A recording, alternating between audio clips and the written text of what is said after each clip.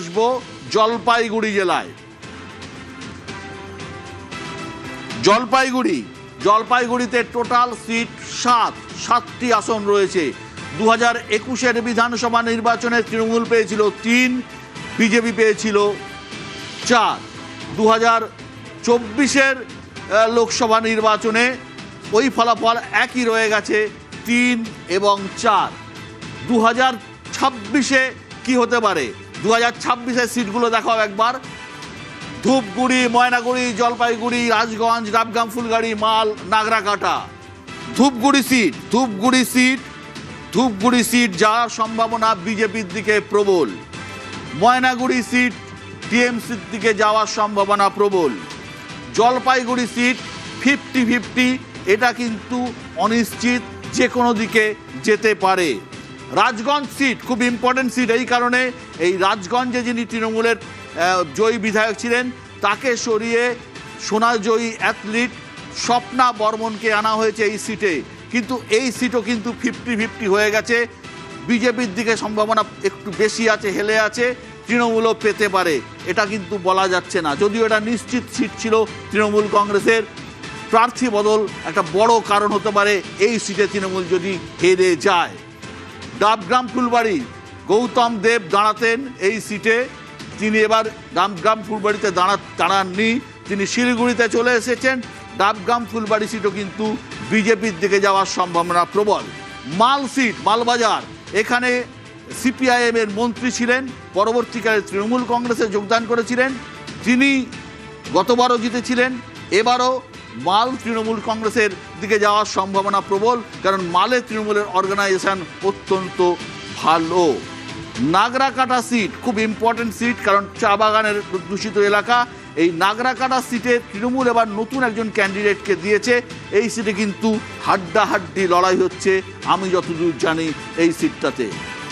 একটা কথা বলবো যে আলিপুরদুয়ার যেটা দেখানো হলো, আলিপুরদুয়ার জেলার মধ্যে কিন্তু আলিপুরদুয়ার যে মানে কনস্টিটুয়েন্সি, যেখানে যিনি ছিলেন বিজেপি, তৃণমূল ইত্যাদি, সেই যা ওই সিটটা কিন্তু তৃণমূলের দিকে আসতে পারে, আলিপুরদুয়ার সিট।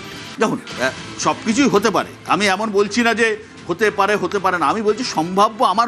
আমাদের মনে হয়েছে গ্রাউন্ড রিপোর্ট দেখুন মানুষ কোন দিকে, আদারওয়াইজ তো একটা কথা। হ্যাঁ, আমি যে একটা কথা বলছি, তুমি আলিপুরদুয়ারে যেটা দেখালে সেটা হচ্ছে মাদারিহাটটা তৃণমূলের পক্ষে। এই মাদারিহাট ওই আসন যেটা 2016 সালে 3টি আসনের মধ্যে অন্যতম আসন, যেটা বিজেপি জিতেছিল 2016। 2011 প্রবল অ্যান্টি সিপিএম এবং প্রো টিএমসি ঝড়ের মধ্যেও খুব কম ভোটে মাদারিহাট বিজেপি হেরেছিল।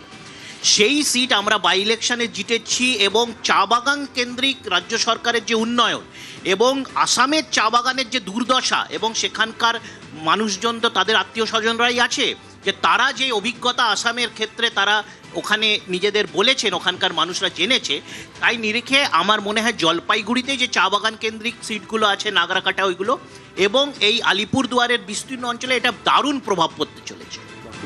দেখুন, আমার এটা ব্যক্তিগত মত, যেহেতু আমি চা শিল্পের সঙ্গে যুক্ত, সেটা হচ্ছে যে সম্প্রতি কেন্দ্রীয় সরকারের একটা সিদ্ধান্ত, যে চা বাগানের মধ্যে চা শ্রমিকরা যারা আছেন তারা যে অঞ্চলটা বসবাস করেন সেই অঞ্চলটা তাদের নামে মিউটেশন করে সেই জমির অধিকার তাদের দেওয়ার একটা দেওয়ার কথা বলা হচ্ছে, যেটা হয়তো বিজেপির জন্য কিছুটা রাজ্য সরকার দিতে পারে। পশ্চিমবঙ্গ রাজ্য সরকার বাংলার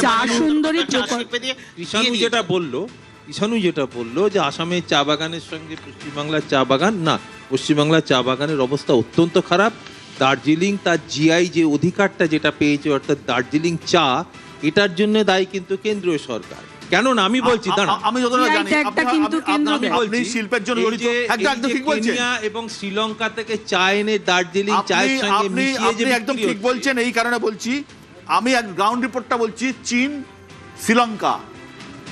এবং শ্রীলঙ্কা থেকে চা নিয়ে এসে সেই চাটা কেনিয়া থেকে আমি বলতে পারবো না, চীনের চা ছেয়ে গেছে দার্জিলিং এ, এবং সেটাকেই দার্জিলিং এ উৎপাদন হিসেবে ধরানো হচ্ছে, যদিও দার্জিলিং এর একদম জিআই ইন্ডেক্স আছে। একদম ঠিক, একদম। হ্যাঁ কৌস্তব, কি বলছো তুমি?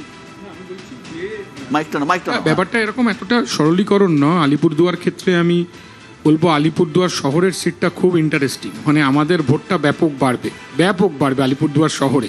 তোমাদের এবং ভোট ওখানে বাড়লে, তোমাদের ভোট যদি